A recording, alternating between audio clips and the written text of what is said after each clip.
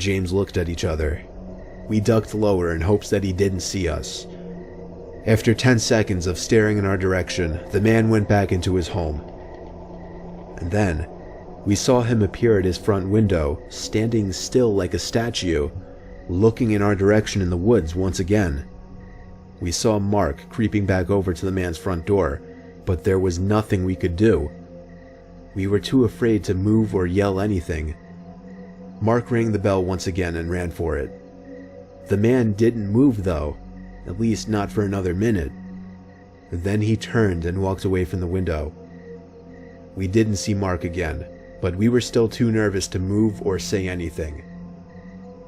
The next thing I remember, we heard Mark's voice from across the street yelling, "Run." We didn't understand until we heard someone running up from behind us, realizing upon turning our heads that it was the man from across the street with his rifle in hand, pointed at us. We ran like little prey from a predator to Mark, who was waiting for us across the street. We ran for blocks until we were sure we lost him. Mark explained that he yelled when he saw the man sneaking across the street into the patch of woods with his gun. We didn't report him or any of what happened. We just told a few friends and that was it. Luckily the house was many blocks from us, so we never really had to pass it again.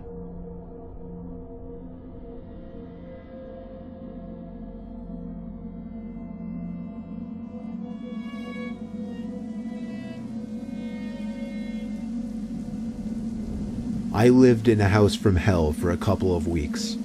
I was a college student and my parents were paying for a house for me to live in. I'm spoiled, I know. Well, the house was modest, nothing fancy or huge, and I was happy with it. Well, for the first few days anyway. Then things quickly started getting strange. On a rainy Saturday with nothing to do, I was watching TV for a few hours. That was when I heard a scrape on my living room floor. I looked around the room thinking an animal got into the house or something. I sat back down and resumed watching TV. That was the first weird occurrence. The rain continued throughout the rest of the day and into the night, which made for an excuse to not go out. I stayed in watching more TV in the living room. I perked up when I thought I heard something from the kitchen. Laughably, I took a pillow with me as, I guess, some sort of weapon and walked over to the kitchen doorway. There, in the middle of the dark kitchen, was a box of Cheerios on the floor, spilling out hundreds of the tiny O's. I had no idea how that could have happened. Nevertheless, I dropped the pillow and began cleaning up the Cheerios off the floor. As I was doing so, I heard a creak, like the sound weak areas of a wood floor make when someone steps on them. It was by the kitchen table. I looked up, but nobody was there.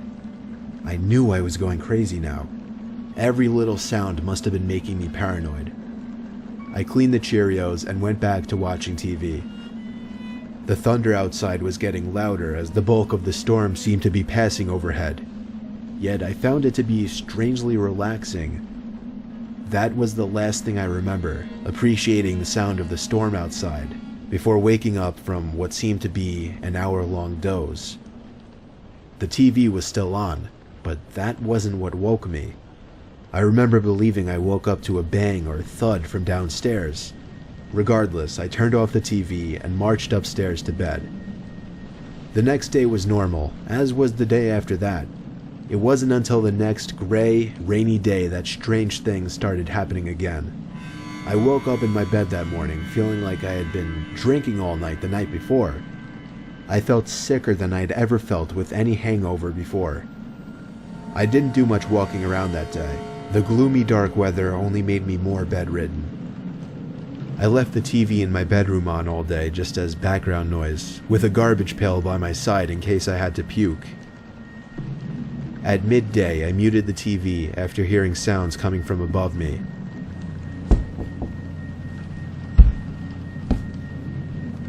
The attic. The attic door was actually in my bedroom, and most of the attic was built over that bedroom. It wasn't just one thud I heard, it was 3 or 4. I managed to get out of bed, despite the fact that every time I moved I wanted to puke. I pulled the string to the attic door down, took one of my old baseball bats with me, and climbed up the steps. I pulled the light switch down to light up the attic. There were a few old boxes that must have belonged to the previous owners scattered about, but I couldn't see any living things to produce those noises. I climbed back down quickly because I was kind of scared of that attic. There were no more noises, until that night. I woke up to, at first, what I thought was thunder, still feeling a bit sick. The familiar sound of a thud from up in the attic gave me chills. I pulled the string to the attic door back down, took my baseball bat once again, and climbed up the stairs. I made myself angry and screamed in the most intimidating voice I could, but before I could turn the light on, I heard the sound of a child giggling in the pitch-black attic. Words cannot describe the feeling of weightlessness, the feeling of my insides dropping inside of my body, the fear that I felt. The word fear is not enough to describe what I felt at that moment. I was out of that house so fast I don't even remember running. I called my dad in the cold rain and asked him to pick me up. I explained everything the best I could. My parents saw how emotional I was about this, and in a weird sense, I think they believed me. I packed all of my things up with my parents the next day and moved back home. To this day, I'm convinced what I experienced in that house was completely paranormal.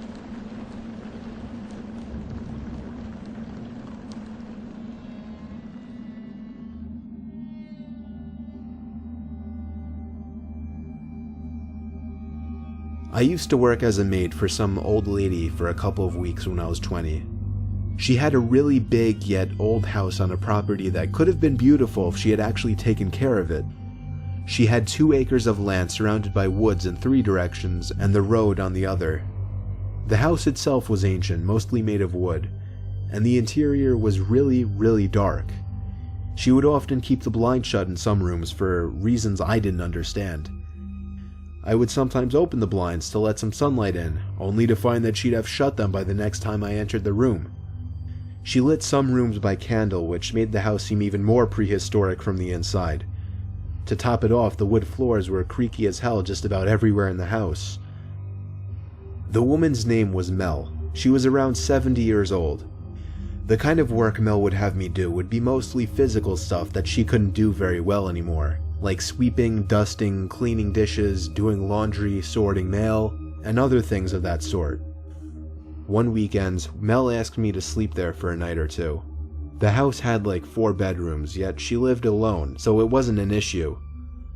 Well, this takes place over the course of a Friday, and technically a Saturday as well. I arrived as per usual on Friday, speaking very few words to Mel. I dropped my backpack full of my clothes and cosmetics onto the bed in the bedroom that I was going to be sleeping in. As I turned to the door, I saw Mel standing by the doorway. She had a creepy way about her, and this entrance was no exception.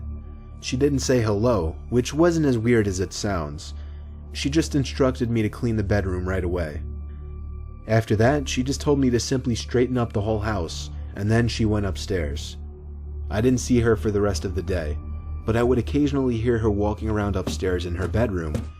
It was weird, she would seem to walk back and forth. There were no TVs in this house, so I didn't know what she could have been doing. One thing that I found bizarre was how protective she was of her basement.